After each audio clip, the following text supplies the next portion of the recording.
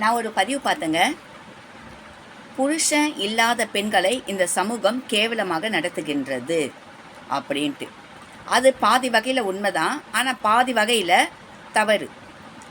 அப்படி இந்த சமுதாயம் புருஷன் இல்லாத பெண்களையும் இல்லை தனியாக வாழ்கின்ற பெண்களையும், அதாவது கல்யாணம் ஆகி ஏதோ விவாகரத்து ஆகிருக்கலாம், இல்லை கணவன் இறந்திருக்கலாம் இல்லையா, அந்த பெண் இந்த சமுதாயம் ஒரு மாதிரியாக தான் பார்க்குது அப்படின்னா அது முழுக்க முழுக்க சமுதாயத்தின் மீது மட்டும் நம்ம பழி போடக்கூடாது. பெண்கள் நடந்து கொள்கின்ற விதத்தை வைத்தும் சமுதாயம் அந்த முடிவை எடுக்குது.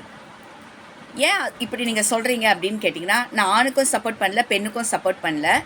நான் இன்றைக்கி காலையில் ஒரு நியூஸ் கேட்டேங்க. ஒரு பொண்ணு ஒரு மேனேஜர், ஏதோ ஒரு கம்பெனியில் கவர்மெண்ட் ஜாபில் ஒரு மேனேஜராக இருக்காங்க.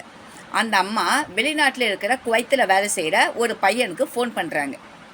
ஃபோன் பண்ணி, ஹலோ நீங்கள் எப்படி இருக்கீங்க அப்படின்னு அவர் கேட்க, இந்த அம்மா நீங்கள் எப்படி இருக்கீங்க, நீங்கள் எங்கே இருக்கீங்க அப்படின்னு கேட்க, அவர் நான் குவைத்து, இந்த அம்மா நான் கவர்மெண்ட் மேனேஜர், கல்யாணம் ஆயிடுச்சான்னு அவர் கேட்க, இந்த அம்மா கல்யாணம் ஆயிடுச்சு ஆனால் இப்போ டிவோர்ஸில் நிற்குது, டிவோர்ஸ் அப்ளை பண்ணியிருக்கோம், எங்களுக்கு குழந்தை கிடையாது.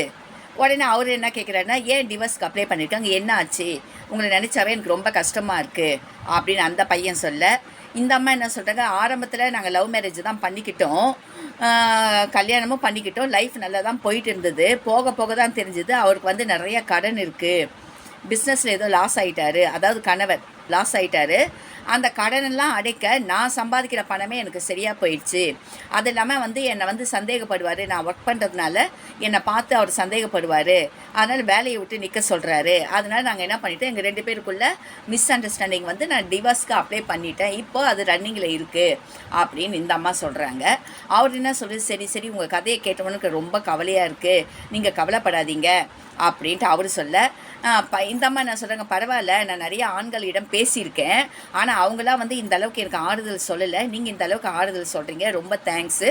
சரி நீங்கள் எப்படி இருக்கீங்க, உங்கள் ஜாப் எப்படி போயிட்டுருக்கு, உங்களுக்கு மேரேஜ் ஆகிடுச்சா, பசங்க இருக்காங்களா அப்படின்னு இந்த அம்மா கேட்க, இல்லை எனக்கு மேரேஜ் ஆகலை, நான் இப்போ தான் பொண்ணை பார்த்துட்ருக்கேன், நீங்கள் எந்த மாதிரி பொண்ணை பார்க்குறீங்கன்னு இந்த அம்மா கேட்க, ஏதாவது டிவோர்ஸ் ஆகிட்டவங்களோ இல்லை விதவை பெண்ணுக்கோ நான் வாழ்க்கை கொடுக்கலான்னு இருக்கிற அந்த பையன் சொல்ல, இந்த அம்மா வந்து அப்படிங்களா சரிங்க ரொம்ப சந்தோஷம் அப்படின்னு சொல்ல, அவர் என்ன கேட்குறாருன்னா, உங்கள்கிட்ட நான் பேசணும், தொடர்ந்து நான் பேசுகிறேன், உங்களுக்கு நான் கால் பண்ணுறேன், எனக்கு நீங்கள் உங்களை பார்த்தா எனக்கு பரிதாபமாக இருக்குது, நான் உங்களை வந்து நான் கல்யாணம் பண்ணிக்கிறேன், உங்களுக்கு தனிமை வந்து உங்களுக்கு ரொம்ப கஷ்டமாக இல்லையா அப்படின்னு அவர் கேட்க, அப்போது எதுக்கு நான் இதை சொல்ல வரேன்னா, இதுதான் ஃபஸ்ட்டு ஆரம்பம். அப்போ இவங்க தான் தன்னுடைய மானத்தை தன்னை பற்றி மற்றவர்களை சொல்லும்போது சமுதாயம் இவங்களை கேவலமாக பார்க்கிறது. உண்மையா இல்லையா? டீட்டெயிலாக சொல்கிறேன் அடுத்த